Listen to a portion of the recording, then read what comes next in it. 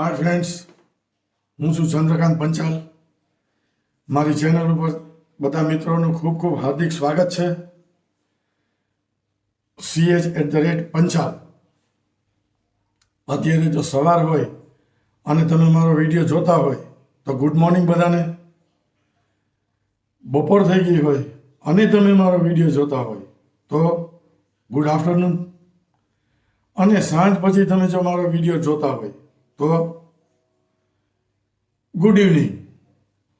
અને હા, મારો વિડીયો જોયા પછી તમને જો સારો લાગે તો જરૂરથી લાઈક કરજો, શેર કરજો અને સબસ્ક્રાઈબ કરજો. અને હા, બેલ આઇકોન દબાવવાનું ભૂલતા નહીં. ટીનિંગ. મિત્રો, આપણે રોજિંદા જીવનમાં શાકભાજી ખોરાકમાં લઈએ છીએ તો શાકભાજીની અંદર ભરપૂર ફાઈબર હોય છે. એવી જ રીતે આપણે દિવસમાં એક વખત કઠોળ પણ લઈએ છીએ તો કઠોળની અંદર પ્રોટીનનો અદ્ભુત સ્ત્રોત સમાયેલો છે. હવે નોર્મલ આપણે જોઈએ તો માણસો વેલેન્ટાઇન્સ ડે ઉજવતા હોય કે ફ્રેન્ડશિપ ડે ઉજવતા હોય કે રોઝ ડે ઉજવતા હોય, પણ આપણે આજે જે દિવસ છે એ યુનાઇટેડ નેશન્સ એ લોકોએ ઈસવીસન 2016ની અંદર આંતરરાષ્ટ્રીય કઠોળ દિવસ તરીકે આજના દિવસે એટલે કે 10 ફેબ્રુઆરી એ આંતરરાષ્ટ્રીય વિશ્વ કઠોળ દિવસ ઉજવે છે. તો આના ઉપર મને એમ થાય કે ધ્યાન રાખવું જોઈએ આપણે આપણી ખાવા પીવા ઉપર. બરાબર? તો આપણે આમ ઇન જનરલ જોઈએ તો ઈસવીસન 2016 ને આંતરરાષ્ટ્રીય કઠોળ દિવસ તરીકે ઉજવવામાં આવેલું છે કે જે અન્વયે યુનાઇટેડ નેશન્સ એટલે કે યુનો ના ફૂડ એન્ડ એગ્રીકલ્ચર ઓર્ગેનાઇઝેશન દ્વારા જારી કરવામાં આવેલું છે. ને કઠોળના પોષણ મૂલ્ય અંગે રિપોર્ટ મુજબ એ લોકોએ રિપોર્ટ આપેલો છે કે બાળકોમાં કુપોષણને દૂર કરવા પોષણથી ભરપૂર કઠોળ ખૂબ ઉપયોગી છે. એટલે બાળકોને તમે નાનપણથી જો કઠોળ આપો તો જે કપોષિતનો જે પ્રોબ્લેમ છે એ ઘણો બધો દૂર થઈ જાય. અને ખાસ કરીને કઠોળમાં વિટામિન સૌથી ભરપૂર ખોરાક સાથે લેવામાં આવે ત્યારે તે એનિમિયાની ઉણપ પણ દૂર કરે છે. બરાબર? હવે આપણે આજે યુનાઇટેડ નેશન્સ યુનો એ યુનો મુજબ કઠોળના 9 મહત્વના આરોગ્યના લાભ છે. તો એક એક આપણે જોઈએ એ લાભ શું છે. તો પહેલો લાભ આપણે જોઈએ કઠોળનો કે નીચો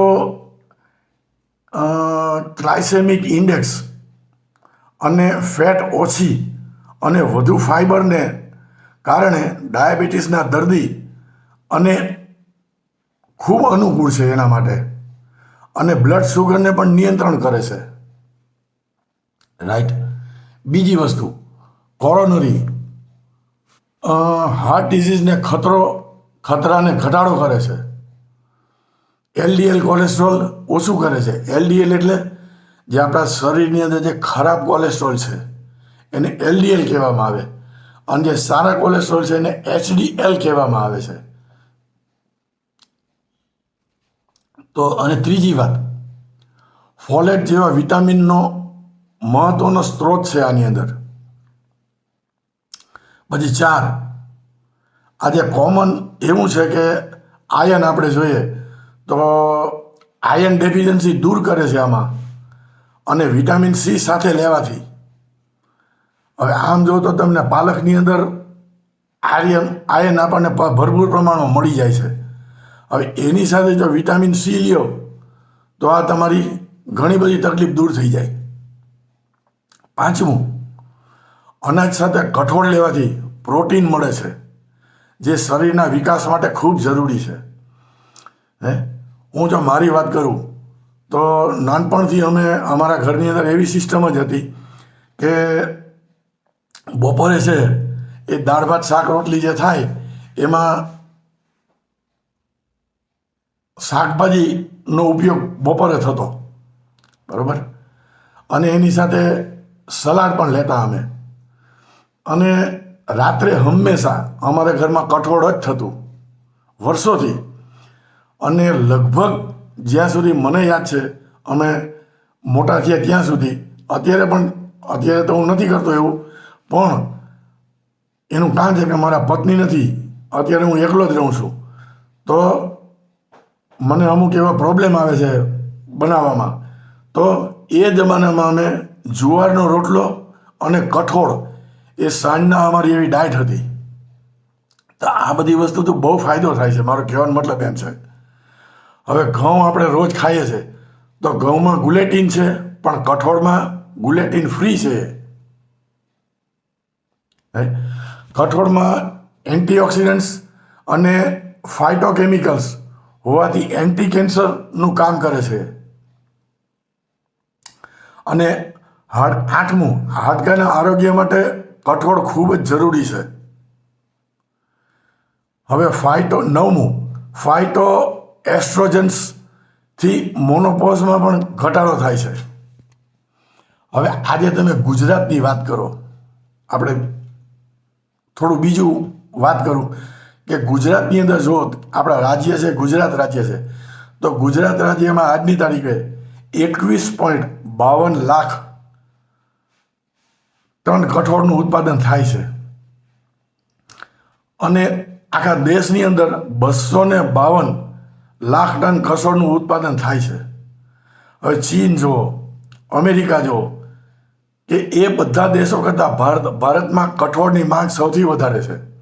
કારણ કે ભારતની અંદર આપણા કલ્ચરની અંદર એવું છે કે દિવસના એક વખત તો આપણે કઠોળ ખાઈએ જ છે. અને આ કઠોળ ખાવાથી આપણને ઘણા બધા ફાયદા છે, ઘણા બધા ફાયદા છે.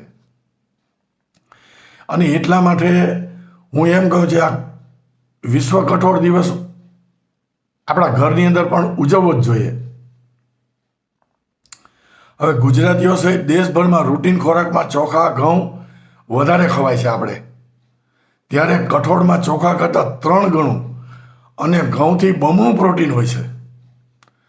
તો આ આપણે દાળ ભાતની અંદર જ્યારે દાળ ખાતા હોય તો દાળ છે એ તુવેર દાળમાંથી દાળ બનતી હોય. તો તુવેર દાળ રોજ શા માટે ખાવામાં આવે છે? કારણ કે આપણા શરીરની અંદર પ્રોટીનની ઉણપ ઘણી બધી ઓછી કરે છે. ઘણા માણસોને એવી આદત હોય કે દાળ બનાવે તો દાળ જે ખોરાક લેતો હોય એની દાળ પીવામાં આવે. શું કામ? કારણ કે દાળની અંદર પણ ભરપૂર પ્રોટીન છે. તો બપોરે આપણને દાળ ભાત શાક રોટલી સાથે પ્રોટીન મળી જાય છે. અને સાંજના તમે કઠોળ ખાઓ તો એની અંદર ભરપૂર પ્રોટીન મળી જાય. તો મારો કહેવાનો મતલબ છે કે આ કઠોળ આજના જીવનમાં જે આ નવું કલ્ચર છે એ લોકોએ કઠોળ મને લાગે ઓછું ખાય છે બહુ જ. એટલે પ્રોટીનની માત્રા તમારી શરીરમાં ધીરે ધીરે ઘટવાની શરૂ થઈ જાય. ઘટે એટલે કે તમારા શરીરમાં જે ન્યુટ્રિશન જોઈએ છે, પ્રોટીન, વિટામિન્સ, એની ઉણપ આવવા માંડે અને એનાથી ઘણા બધા પ્રોબ્લેમ થાય. તો આ વિડીયો બનાવવા પાછળનું મારું મેઇન કારણ એક જ છે કે રોઝ ડે ને વેલેન્ટાઇન્સ ડે ને આ બધા ડે તો ઉજવે જ છે, પણ જે યુનાઇટેડ નેશન છે એ લોકોએ આના ઉપર ભાર આપેલો છે કે કઠોળમાં કેટલું પ્રોટીન છે ને કઠોળ કેટલું તમારા ખોરાકની અંદર મહત્વ ધરાવે છે. રાઈટ? તો મિત્રો, આ વિડીયોનું અહીંયા જ એન્ડ કરું છું. અને ગમે તો લાઇક, શેર ને સબસ્ક્રાઈબ જરૂરથી કરજો.